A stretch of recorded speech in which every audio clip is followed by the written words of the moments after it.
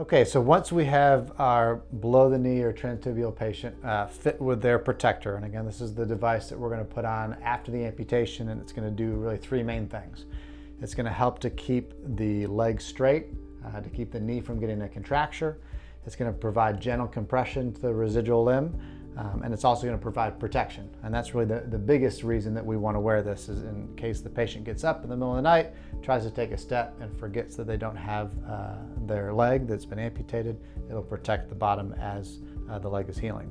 So once we have it all attached, I want to go through of how you take it off and how you put it back on.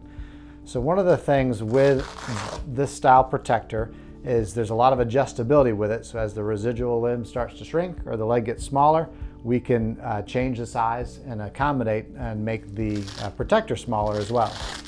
So when we're taking this off, there's a lot of Velcro, and what I'm going to do with this bottom Velcro piece is I'm going to keep it attached on the back, but I'm going to take those other sides off, and then I'm going through and taking one strap off at a time, which will open up the front of the protector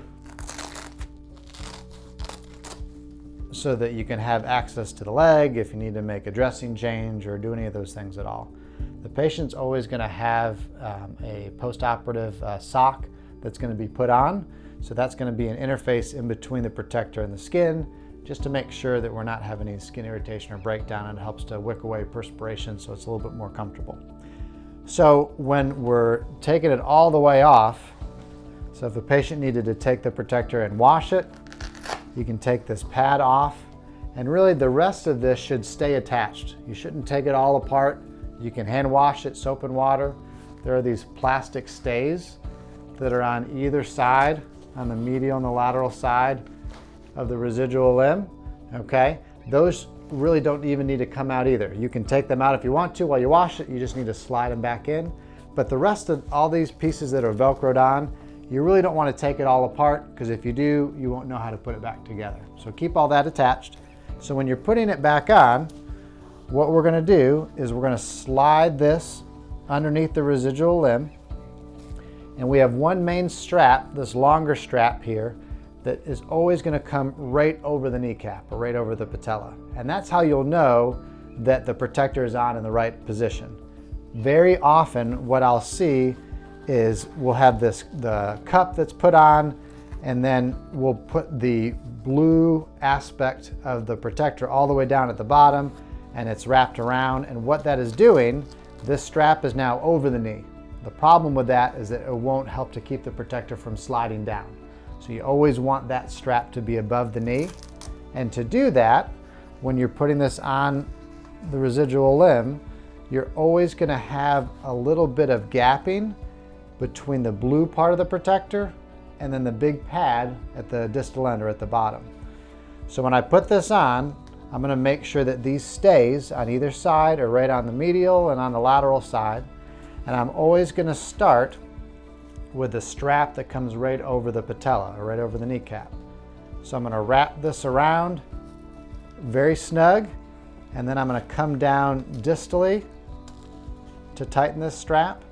I'm going to then work my way up above the patella or above the kneecap. And again, all of these straps can be very snug because it's not just one strap that we're pulling over. We don't get a tourniquet effect. We're not worried about cutting off circulation to the leg. The last strap we're going to put on right here is the one that comes above the patella. And again, that is used for suspension to make sure that the protector is staying on. And then we're going to come down here distally to the bottom.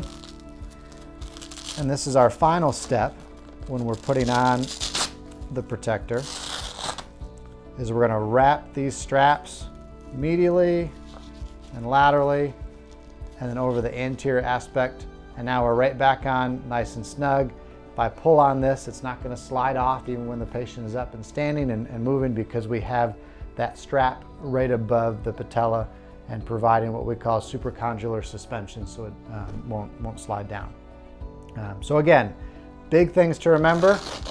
There should always be some of the white pad that you can see when you come to the end of the blue part of the protector. And you always want to make sure that this longer strap is above the kneecap, and that keeps the protector from sliding down.